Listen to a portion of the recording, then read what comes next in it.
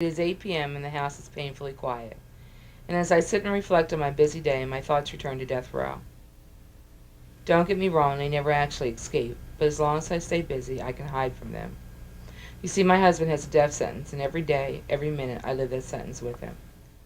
The court said they had no alternative but to sentence him to death, and at the same time, they sentenced his family.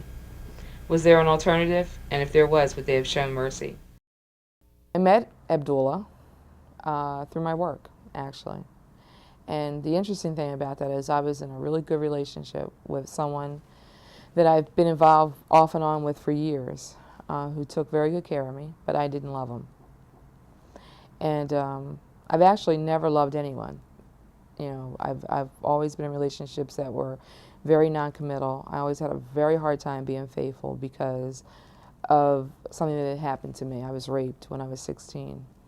So I went on this crash course to ruin all men and make them pay for that rape. So I met Abdullah because he wrote a letter to our agency, and you know, he wanted some legal information. So my coworker and I went to the prison, and the first time we tried to see him, he didn't come out. And I said, you know, I'm not going to come back and try to see this guy. So about 2 weeks later, we went back down, and we were waiting for like an hour and a half. And the counselor said, and we were getting ready to leave, and the counselor said, don't leave. He has an execution date, and he's talking to his attorney. So I thought, I don't want to meet this guy. He's got an execution date. We don't have enough time to get him what he needs, and I don't want to get involved with this. So we were turning around to leave, and this man comes down the hallway, and he had the most pensive eyes that I've ever seen. And he had this walk about him. I mean, I turned around, I was standing in the middle of the hallway like this. My coworker kept pinching me. She said, what are you doing? I said, nothing. So he walks up and he says, Assalamu alaikum, my name is Abdullah Hamim.